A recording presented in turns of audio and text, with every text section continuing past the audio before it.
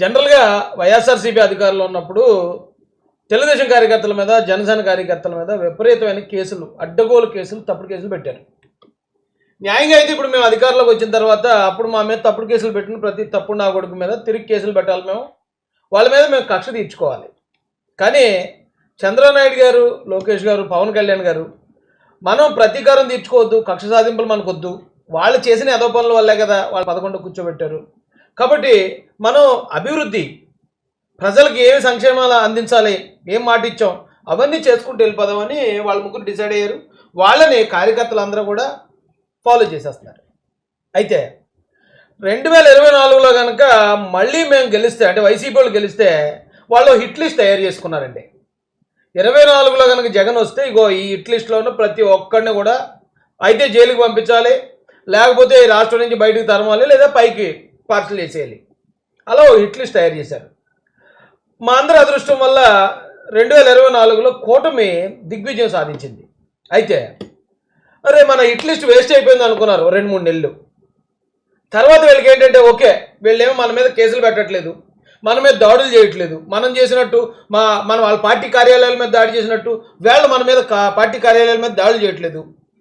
So వాళ్ళు మంచిగా ఉన్నారు కదా, అయితే ఇప్పుడు కూడా మనమే పెడదాం కేసులు అని వాళ్ళు అధికారంలో ఉన్నప్పుడు వాళ్ళే పెట్టారండి కేసులు వైసీపీ వాళ్ళు. ఇప్పుడు వాళ్ళు ప్రతిపక్షంలో ఉన్నప్పుడు కూడా వాళ్ళే పెడుతున్నారు మళ్ళీ కేసులు మా మీద. ఎంత గౌరవం అంటే నా మీద జగన్ గారి హయాంలో 30 కేసులు పెట్టారు. కూటమి గెలిచిన తర్వాత ఒక ఎఫ్ఐఆర్ వేయించారు నా మీద.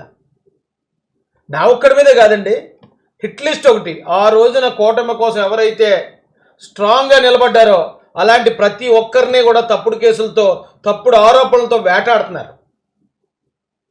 దానికి ఉదాహరణ మీకు ఇప్పుడు ఆల్రెడీ ఒకటి జరుగుతుంది. ఒక సంఘటన, ఒక దళిత మహిళ వచ్చింది, నేను 7 కోట్లు ఇచ్చాను ఫలానా ఆయనకి అంది. అయితే స్టార్టింగ్ ఆవిడ వచ్చి ఎవడో జాడ శ్రవణ్ అనేవాడు ఎవడో ఉన్నాడు, ఆడితో ఒక ప్రెస్ మీట్ పెట్టింది. ప్రెస్ మీట్ పెట్టి నేను 7 కోట్ల రూపాయలు వేమన సతీష్ గారికి ఇచ్చానని చెప్పింది ఫస్ట్ రోజు. ఆ వెంటనే సాయంత్రానికి ఆవిడది ఇంకొక వీడియో రిలీజ్ అయింది. మేము ఇచ్చింది 7 కోట్లు కాదు 2 కోట్లే అన్నారు. ఆ 2 కోట్లు కూడా వేమన సతీష్ గారికి ఇవ్వలేదు, దుగ్గిన చంద్రబాబు నాయుడు గారికి ఇచ్చాము అన్నారు. తర్వాత ఎప్పుడైతే ఈ రెండో వీడియో చూసారో మరుసటి రోజు మళ్ళీ ఇంకొక ప్రెస్ మీట్ పెట్టి లేదు మేము 7 కోట్లు ఇచ్చాం, మేము పలానా ఆస్తులు ఏమి ఇచ్చామని మరొక మాట మాట్లాడారు.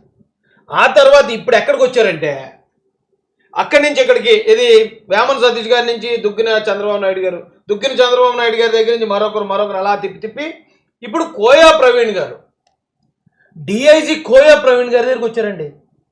ఇప్పుడు మొత్తం అంతా ఆయన చేసాడు అంటున్నారు.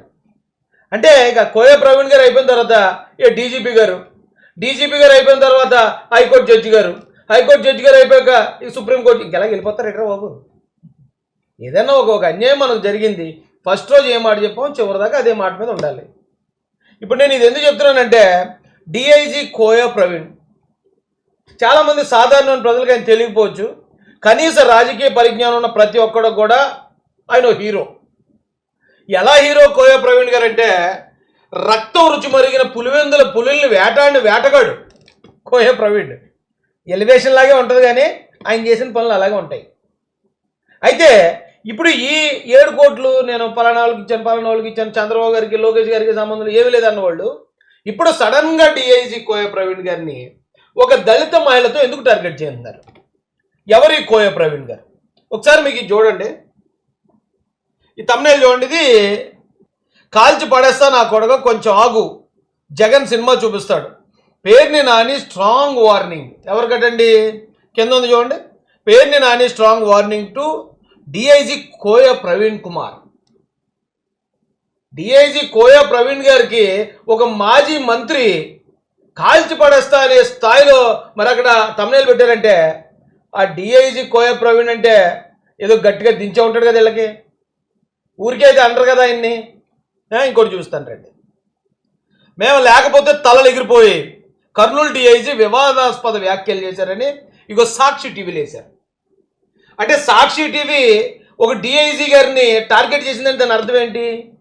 ఆ డిఐజీ గారు ఏదో గట్టి గుణపాలు వైసీపీకి దింపాడని అర్థం, అంతే కదా.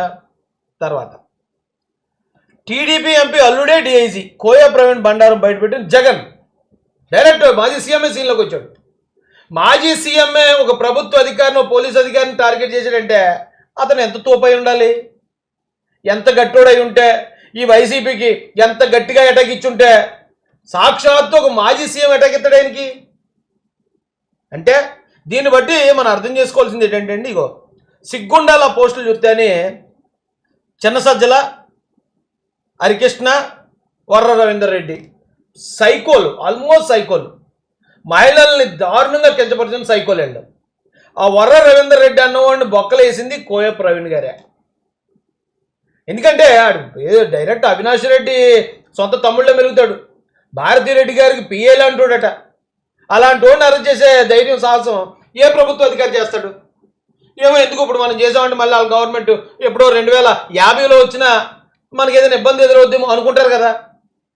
కానీ ఈయన అలా ఆలోచించకుండా వాళ్ళందరినీ బొక్కలేసి భోగపండి చేసాడంటే ఏంటి అర్థం? పులివెందుల పులుల్ని వేటాడిన వేటగాడు కోయ ప్రవీణ్. ఆయన మామూలుడు కాదు. వైసీపీ నేపలు పత్తి వ్యాపారం చేసినట్లుగా అని మాట్లాడాడు ఆయన, గట్టిగా ఇచ్చాడు.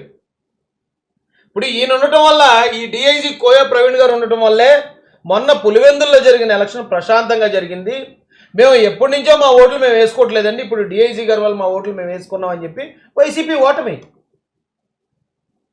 అలాంటి ఒక ప్రత్యర్థిని టార్గెట్ చేయడానికి వేళ వైసీపీ ఏం చేస్తుందండి? ఒక దళిత మహిళ, ఆవిడకి చిన్నతో పెద్ద నష్టం జరిగి ఉండొచ్చు, ఆవిడని అడ్డం పెట్టుకుని, అంటే ఇది వైసీపీకి సంబంధం లేదు అన్నట్టు.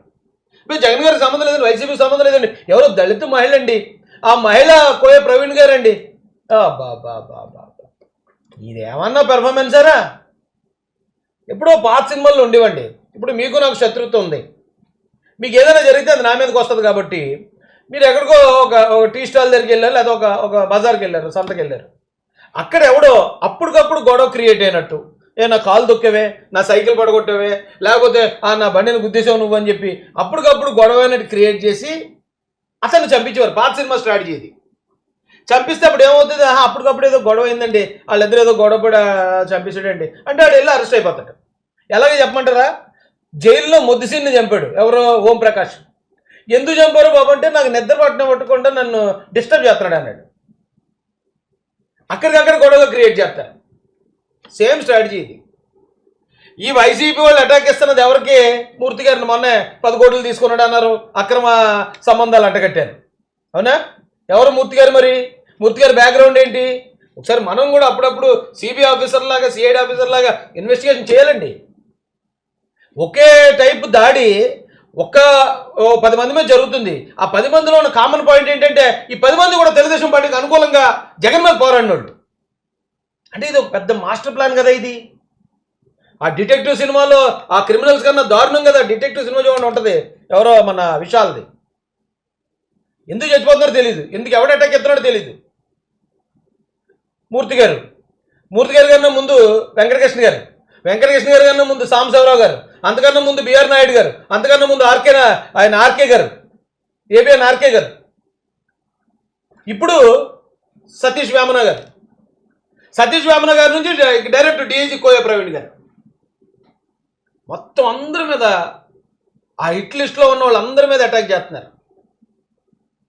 మరి దీన్ని మనం కొంచెం లోతుగా ఆలోచించాలి. ఇది ఎవరో ఒక మహిళ వచ్చింది, నేను 7 కోట్లు ఇచ్చాను, 5 కోట్లు ఇచ్చాను, ఇది ఆ సమస్య కాదండి.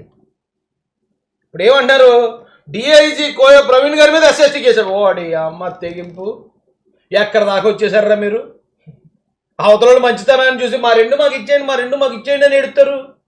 ఒరే వద్దురా, మిమ్మల్ని మేము పట్టించుకోవట్లేదు, మీరు పక్కన ఉన్నారా బాబు, ఆ రాష్ట్ర అభివృద్ధి చూద్దామని వాళ్ళు అంటుంటే, అబ్బాబే మమ్మల్ని పట్టించుకోపోతే ఎలాగా, మాకు వెనకాతలు వీపు అంతా దురదొచ్చేస్తుంది, మా వీపు మీద మాకు పడేయాల్సిందే అంటే మీ ముచ్చట ఎందుకు కాదంటారు లోకేష్ గారు? ఆ ముచ్చట కూడా తీరిపోతుంది.